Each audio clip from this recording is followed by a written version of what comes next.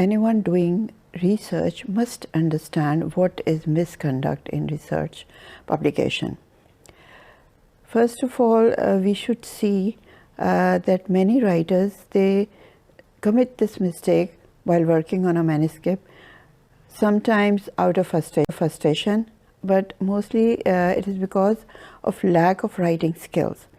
So this is considered as misconduct or unethical practice, which we must avoid. So here's a classification of misconduct. We call it FFP, that is fabrication, falsification, and plagiarism. Now, misconduct that distorts scientific knowledge is falsification and fabrication. Now, what is falsification? Reporting of non-existing data, that the data is not there, but the writer, he makes up his own data.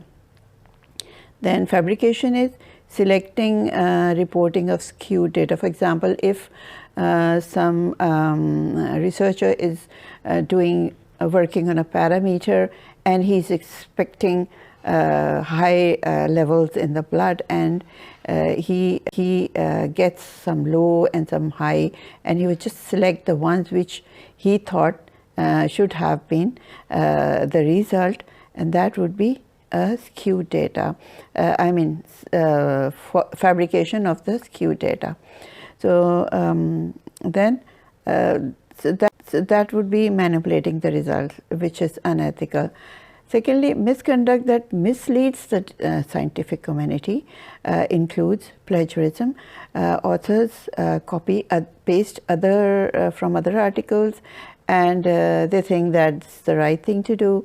Then authorship or guest authors giving who have no contribution in the project or in the research, they are given authorship that is unethical.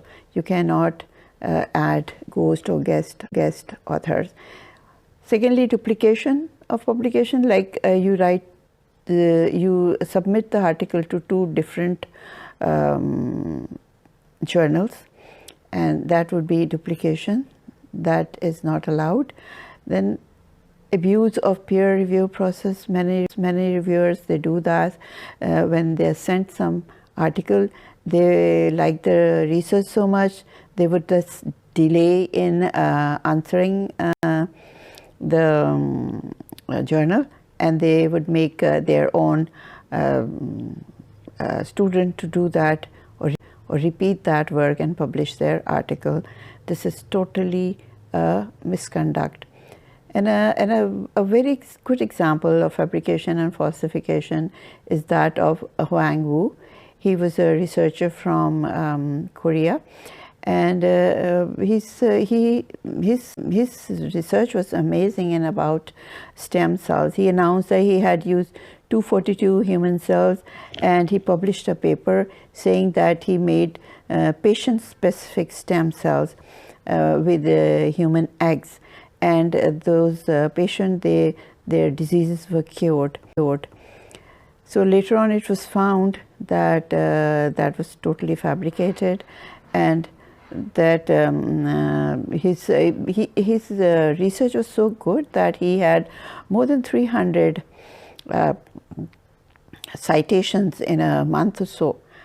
But when people wanted to repeat his work, they found out that it was totally fabricated, and then paper was he apologized on the TV, and there was also a paper about it in 2008, the Huang scandal that shook the world of science. Now the question is, why people indulge into doing such immoral misconduct? Let's here discuss multiple reasons. There are multiple reasons of these possible causes of misconduct. First of all, there's a pressure to gain promotion and tenure. Some people are not into research or into projects, and they see their peers, professional advancement of their peers who are their colleagues, who are doing multiple projects and publishing their articles. So to do that, this is a very easy way of reporting, and they would just go into this ease of intentionally reporting inaccurate, incomplete, or more positive results, just making them up. Secondly, rationalization that everyone else does it is they think that everyone is doing, so it's okay if we do it, which is also not true. And they also believe that no one will ever find out what misconduct we have done. So there's another thing that they claim, that this, when they are asked why they did this, they say it was totally unintentional, it was a careless error, we never knew that it's a misconduct. So don't get a chance to be part of any project and see this as a shortcut. Now, plagiarism is an act of presenting another person's work or ideas as your own. I feel many people are confused about plagiarism. So let's be clear about it, that you cannot use anybody else's work as your own. There are 6 reasons which mostly the people who do this plagiarized work, they say, I only copied a few words. Some say, but I changed the words. Some say, I don't have enough time to change the words. Some say, I didn't know it was plagiarism. They become so naive. Some says, everyone takes stuff from the internet, so what if I've done it? And some say that the original set was so good that I could not change it, and I could not make a better one. Anyways, there's another misconduct which is called salami slicing. For example, if a person is working on a disease and he checks many parameters in the blood, and then he starts publishing one by one all those parameters and making different articles in the same disease. That is called salami slicing. That is misconduct. It's unethical. We cannot do that. So if you want to do a research in which you want to make multiple publications, then think of different objectives covering in that research. Make many objectives, and then do your research according to that, and then you can write your articles on each objective, covering each objective. Now, what happens with the manuscript which are found with misconduct? The journal is supposed to reject the manuscript, or if it's published, it has to be withdrawn.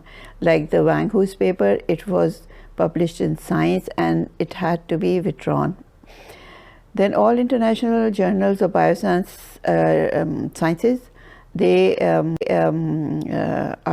made aware of it, and they do not accept any article from this research team for at least 2 years. That is, they are barred for 2 years.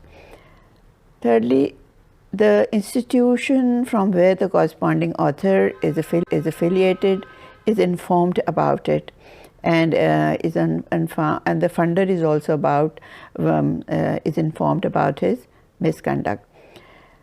Then the release penalty documents penalty documents are released on the International Journal of Bioresearch Science site. Some also say that the punishment fee should also